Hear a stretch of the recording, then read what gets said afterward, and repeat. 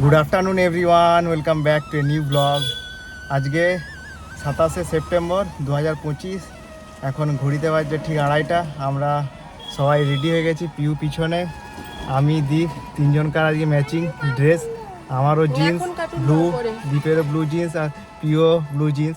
সবাই রেডি হয়ে গেছি, ম্যাচিং আর জুতো আমাদের আজকে ম্যাচিং সবাই হোয়াইট শু।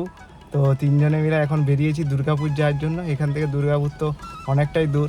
এখন এখান থেকে মোটামুটি 2 ঘন্টার রাস্তা, 75 কিলোমিটারের মতো।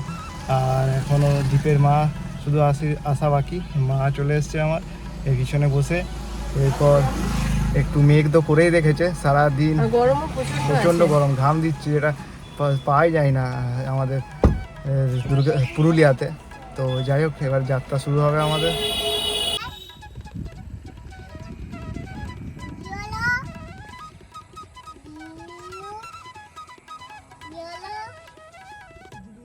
দুর্গাপুর যেতে যেতে রাস্তায় তো বৃষ্টি হচ্ছিল, তারপরে এই গ্রামের রাস্তায় দেখলাম একটা রেনবো, খুব সুন্দর দেখতে লাগছে। এখন আমরা পৌঁছে গেছি দুর্গাপুরে, ঘড়িতে বাজছে 5টা। আর আমরা এসেছি এখন চতুরঙ্গর মাঠে। আর এখানে যে প্যান্ডেল যেটা ফার্স্ট দেখলাম, সেটা দেখেই মনে হচ্ছে বিষ্ণুপুরের প্যান্ডেলগুলো এর কাছে কিছুই নয়, একদম ছোটোখাটো বিষ্ণুপুরের প্যান্ডেলগুলো। দেখাচ্ছি কীরকম সুন্দর প্যান্ডেল।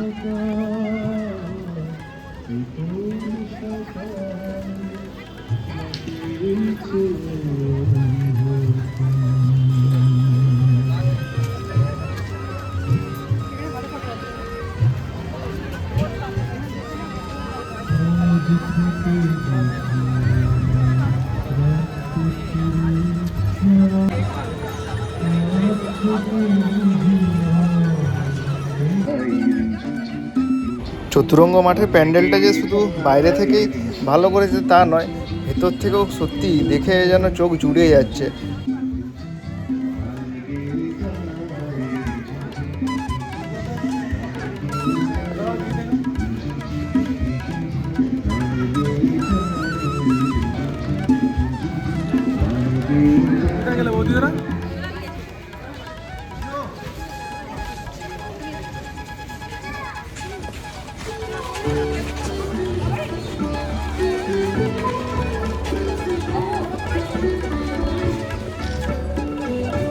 দাও, নিচ্ছি নিচ্ছি নিচ্ছি। দুষ্টুমি করছো খুব, তুমি এত দুষ্টুমি করছো কেন গো?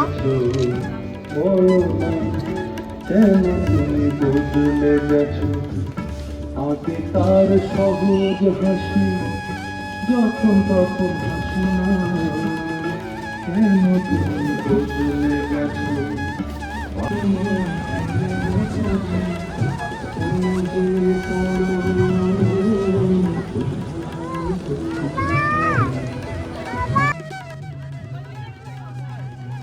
আজ সকালে বৃষ্টি হয়েছে বলে চতুরঙ্গের মাঠে পুরো কাদাতে ভর্তি হয়ে গেছে।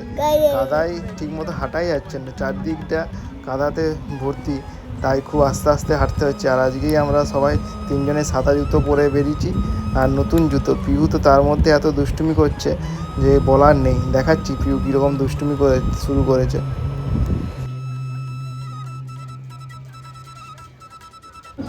পিউ এত দুষ্টুমি করছে, শুধু কাদার মধ্যে হাঁটা চলা, পুরো কাদার মধ্যে হচ্ছে।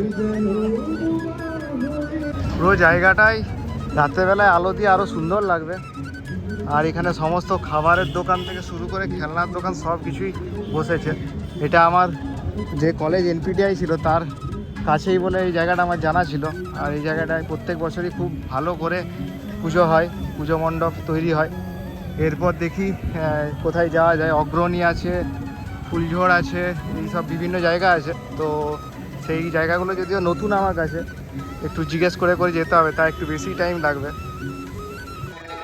চতুরঙ্গ মাঠের মন্দির দেখার পর তারপর আমরা এসেছি এবার অম্বুজা সিমেন্ট পার্কের উর্বশীর কাছে যে প্যান্ডেলটা করেছে সেটা সত্যি দেখে তো চোখ যেন জুড়িয়ে যাচ্ছে। অমৃতসরের যে গোল্ডেন টেম্পল হয় তার আদলে তৈরি করা হয়েছে। আর ভেতরের কাজটা তো ভাবতেই পারিনি এতটা সুন্দর লাগবে, চারিদিক যেন ঝলমল করছে।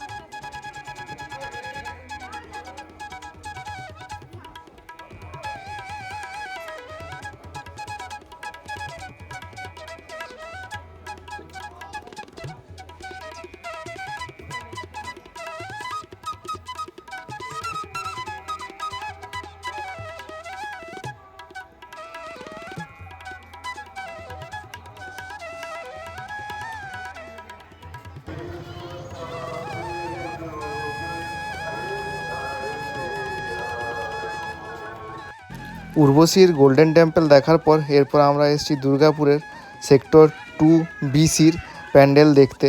এটাও লাইটের আলোতে খুব সুন্দর লাগছে।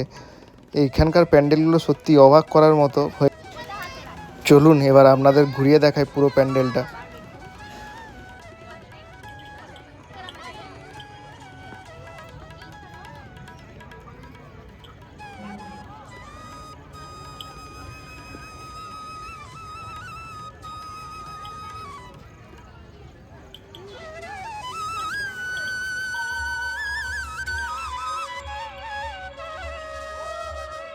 চলো।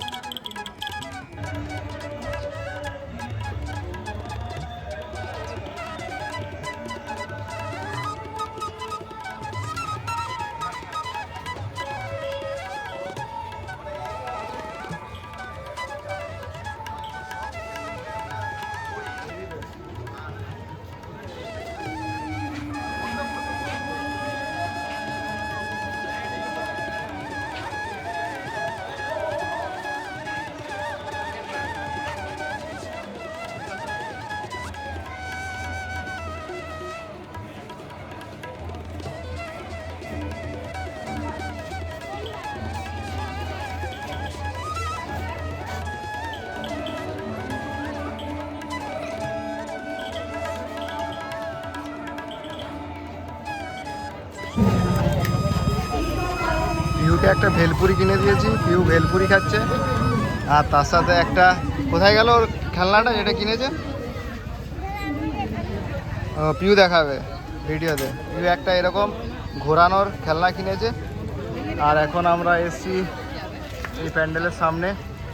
এরপর যাব শঙ্করপুরে নাকি বেশ ভালো বানিয়েছে দীঘার জগন্নাথ মন্দির।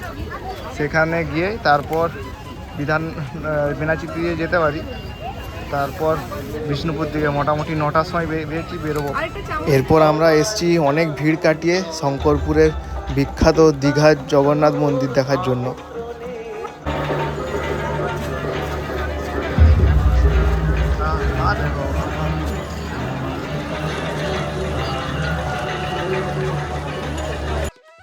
এই দীঘার জগন্নাথ মন্দিরের দেখার জন্য মানুষের ভিড় দেখলে মনে হচ্ছে যেন অষ্টমীর দিন আমরা এসেছি। একদম পা ফেলার জায়গা নেই, এতই সুন্দর, এতই ভালো করে মন্দিরটা বানিয়েছে।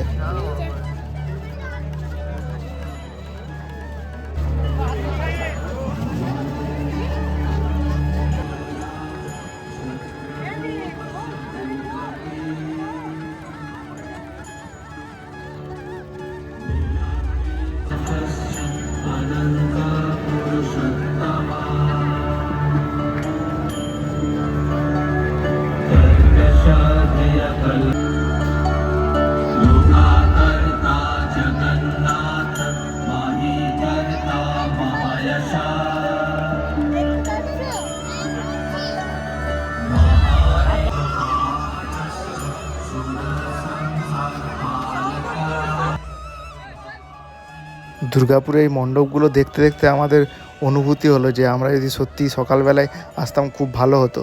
কিন্তু সকালবেলায় আমারই দোষের জন্য, মানে আমি ভেবেছিলাম রাতের বেলায় লাইট দেখবো, তার জন্যই আর আসা হয়নি। কিন্তু সকালবেলার থেকে এলে আরও বড় বড় কিছু মণ্ডপ ছিল, সেই মণ্ডপগুলো দেখা যেত।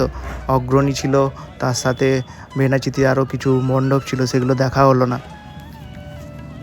আমাদের যেহেতু প্রপার রাস্তা জানা নেই, তার জন্য অনেকটাই বেশি টাইম লাগে, অনেকটাই ঘুরে ঘুরে আসতে হচ্ছে। যদি প্রপার আমাদের অ্যাড্রেসগুলো জানা হতো তাহলে খুব তাড়াতাড়ি আমরা মণ্ডপগুলো আরও ঘুরতে পারতাম।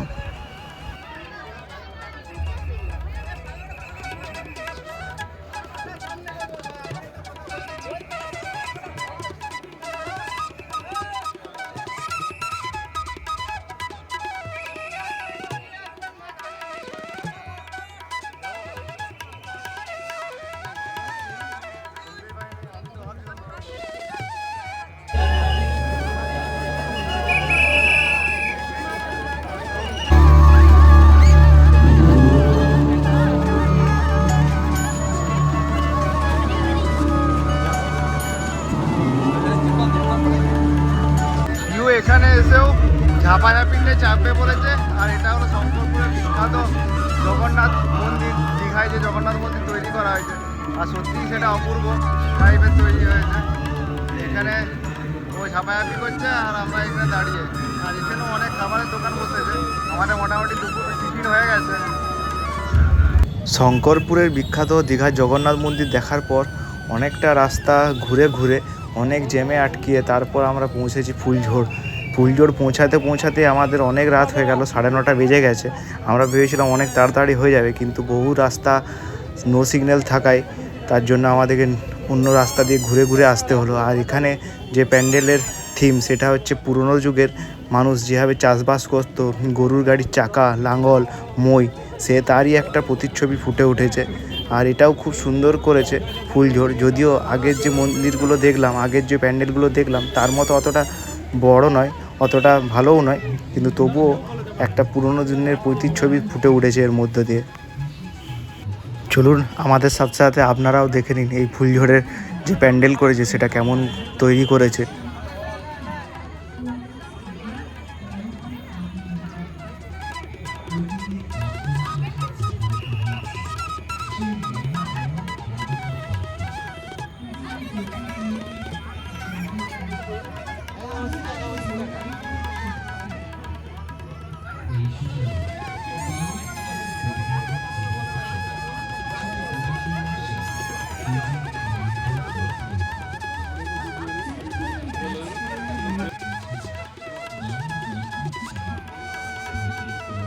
ফুলঝোড়ের মণ্ডপ আসতে আসতে এতটাই রাস্তায় ভিড় পেয়েছিলাম, মাঝখানে আমার গাড়িটার সাথে সামনের দিকের একটা যে মাঠগার্ড ছিল তার সাথে একটা টোটোর ধাক্কা হয়, মানে টোটোটা ওর মধ্যে গাড়িটাকে ঢুকিয়ে দেয়। তার ফলে গাড়িটা কিছুটা ক্ষতি হয়, গাড়িটার যে কাভারটা ছিল মাঠগার্ডে সেটা বেরিয়ে চলে আসে।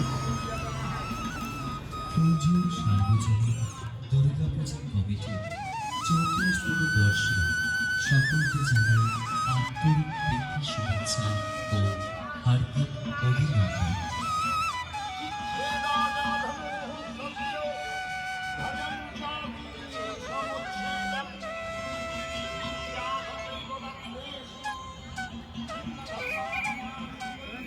দেবী দুর্গার পূজার সূচনা দেবী মহিষাসুর মন্দিরে এসে।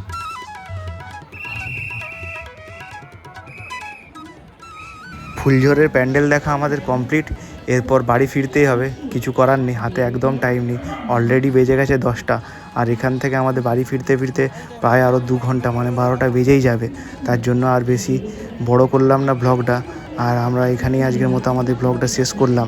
সবাই ভালো থাকবেন, সুস্থ থাকবেন, আর ভিডিওটা কেমন লাগলো অবশ্যই কমেন্টে জানাবেন। কোন মণ্ডপটা সবচেয়ে ভালো লেগেছে সেটা আমাদেরকে অবশ্যই জানান। তার সাথে অবশ্যই সাবস্ক্রাইব করে দিন, তার সাথে শেয়ার করে দিন আপনার প্রিয়জনদের সাথে।